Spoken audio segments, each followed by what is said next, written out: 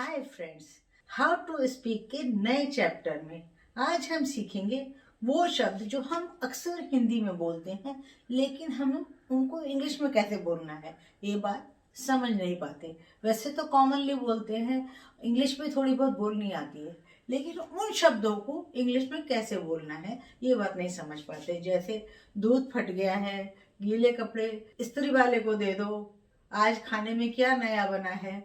जैसे दूध फट गया है तो बोलेंगे the milk has turn sour, लेकिन कॉमनली हमें एकदम समझ ही नहीं आता।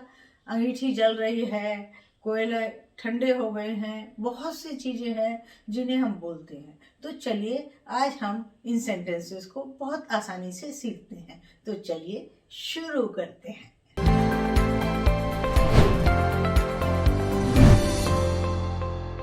सबसे पहला, कमरा साफ रखो। Keep the room clean. Keep the room clean. धोबी पिछली धुलाई कब ले गया था? When did the washerman last take the clothes for washing? When did the washerman last take the clothes for washing? इस कोट को फिर इस्त्री कराओ। Get this coat ironed again.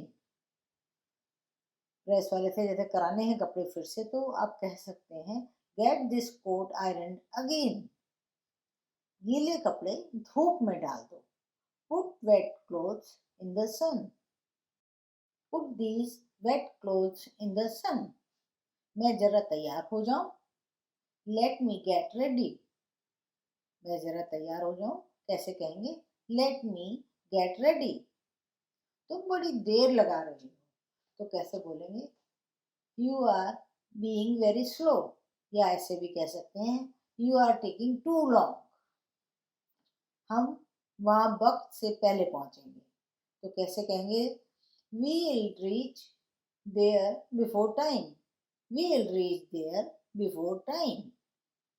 आपका स्वागत है। You are welcome. अगला सेंटेंस देखिए। देखो यहाँ बिस्तर लगा दो। Look, make the bed over here. दूध फट गया है। Milk has turned sour. The milk has turned sour. अगला सेंटेंस देखिए। ठहरो, मैं गाय बांध आऊं। Let me tether the cow. कोयले जलकर राख हो गए। सब बोलने में आता है, कोयले जलकर राख हो गए जहां अंगीठी जलाई जाती है। The coals were burned to ashes. आज खाने में क्या नया पका है या नई वस्तु क्या पकी है? तो कैसे कहेंगे? What new dish is made today?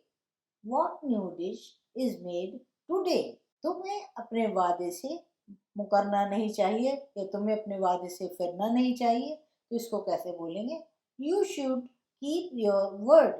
You should keep your word. या दूसरी तरह भी कह सकते हैं You should not go back on your words. किसी के बारे में बात करते हैं तब कहते हैं उसने बहुत रूखा व्यवहार किया, तो इंग्लिश में कैसे कहेंगे? He behaved very rudely या He was very rude.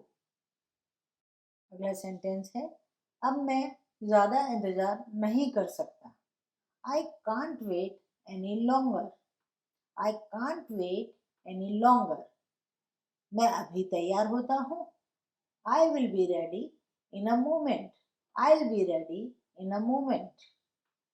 मैं जरा आराम कर लूं। I'll relax for a while. या बोलेंगे I'll rest for a while.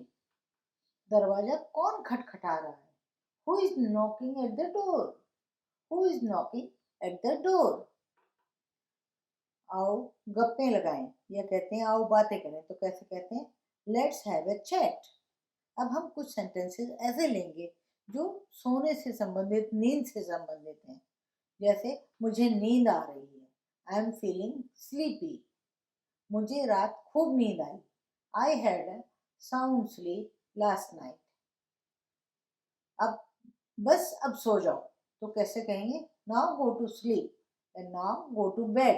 एक ही बात है। आपने मुझे जगा क्यों नहीं लिया?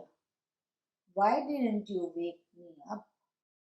Why didn't you wake me up, आप अभी तक जाग रहे हैं। यू आर स्टिल अवेक, आज सुबह मेरी आंख देर से खुली। इसको कैसे बोलेंगे? I woke up late this morning, I woke up late this morning, आज रात यहीं आराम करें। Take rest here tonight, या कह सकते हैं रिलैक्स हियर टू नाइट, आप तो ऊँघ रहे हैं। तो क्या कहेंगे? You are dozing. ये सेंटेंसेस इतने आसान और छोटे छोटे हैं कि आप आसानी से इन्हें याद कर सकते हैं, समझ सकते हैं।